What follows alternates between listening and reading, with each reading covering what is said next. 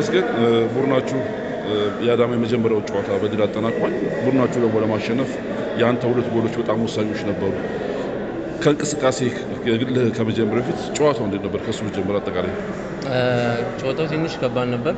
ያው ጫና አለው፣ ውጤት ስላልያዘን ትንሽ በራስ መተማመናችን ወርዶ ነበር። ይሄን ነገር ደግሞ ለማሻሻል ጠንክረን እየሰራን ነበር። ያን የሰራነውን ደግሞ ሜዳ ላይ አሳይተናል ብዬ ማስበው።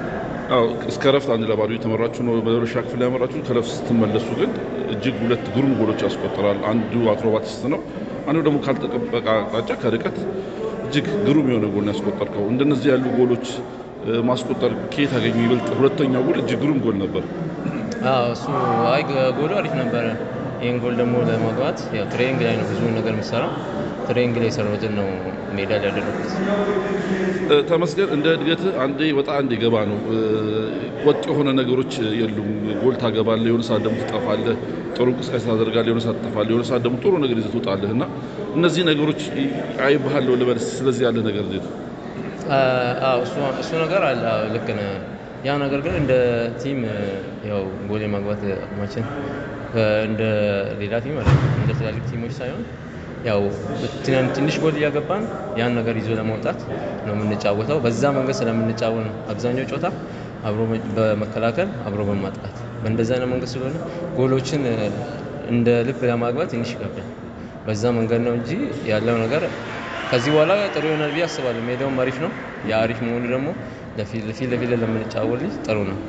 ዛሬ ሁለት ጎል፣ ከዚህ በፊት አንድ ጎል አለ። አጠቃላይ 3 ጎሎች ያስቆጠራል። ከዚህ በኋላ ምን ታስባለህ?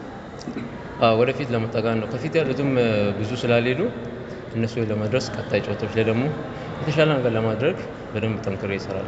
እጅግ ግሩም ጎል ነው ያስቆጠርከው። ሁለት ጎል ሃትሪክ መስራት የምትችልበት እድሎችን ሳትጠቀም ቀርተሃል። እንደዚህ የማግኘት አጋጣሚዎችን ያለ መጨረስ ነገር ላይ ምን ታስባለህ ለመስራት? እሱ ላይ በደንብ መስራት አለብኝ።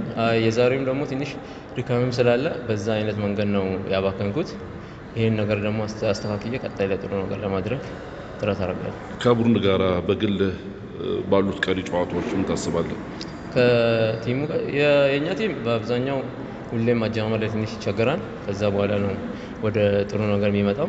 ከዚህ በኋላም ደግሞ የተሻለ ቲም ስለሆነ ውጤቶችን እያዘን ይሄ ደረጃ ስለማይመጥነን ወደ ላይ የመሄድ እቅድ ነው ያለን። እነዚህ ሁለት ግሩም ጎሎች ለማን ታበረክታል?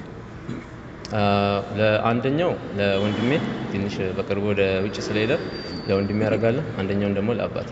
አመሰግናለሁ።